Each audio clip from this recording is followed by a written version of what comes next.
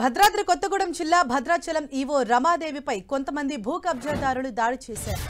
ఆలయానికి సంబంధించిన భూములు పురుషోత్తపట్నంకు చెందిన కొంతమంది కబ్జా చేసి అక్రమ నిర్మాణాలు చేపడుతున్నారు.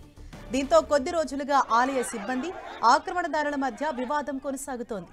ఈ క్రమంలోనే ఆక్రమణల్ని అడ్డుకునేందుకు ప్రయత్నించిన ఆలయ సిబ్బంది ఈవోపై కబ్జాదారులు దాడి చేశారు. ఈ దాడిలో ఈవో రమాదేవి స్పృహ తప్పి పడిపోయారు. వెంటనే ఆమెను స్థానికులు ఆసుపత్రికి తరలించారు.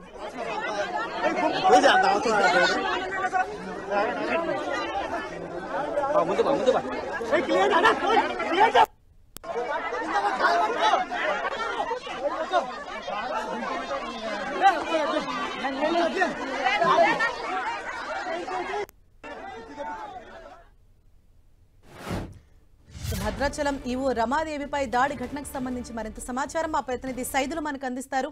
సైదులు, ప్రస్తుతం అక్కడ నెలకొన్న సిచ్యువేషన్ ఏంటి? ప్రస్తుతం ఈవో రమాదేవి పరిస్థితి ఏ విధంగా ఉంది?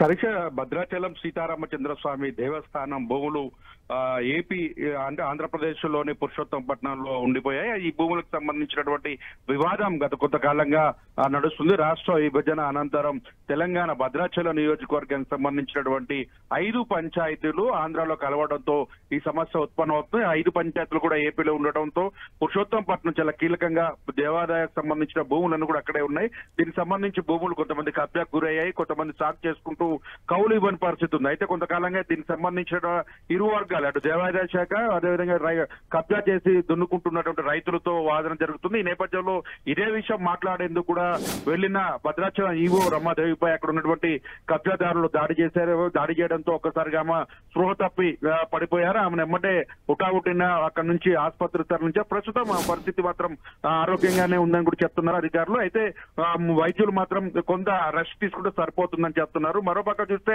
పురుషోత్తపట్నంలో భూములకు సంబంధించిన అంశంపైన అటు ఏపీ ప్రభుత్వం నుంచి కూడా అటు సీతారామచంద్రస్వామి దేవాలయానికి ఇవ్వాలని కూడా క్లియరెన్స్ ఇచ్చినప్పటికీ సాగు చేసుకుంటున్నటువంటి రైతులు మాత్రం కబ్జా చేసినటువంటి వారు మాత్రం ఆ భూములు ఇచ్చేందుకు కానీ కౌలుకు చెల్లించేందుకు కానీ ఇష్టపడడం లేదు. ఆ భూములన్నీ తమ్మే అంటూ కూడా బెదిరింపులకు పాల్పడుతున్నారు.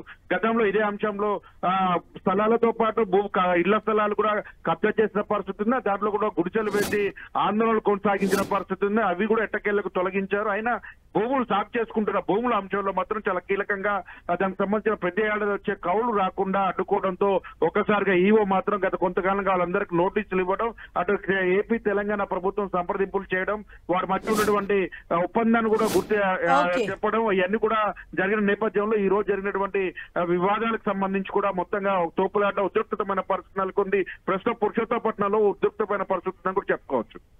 Thank you Saidulu.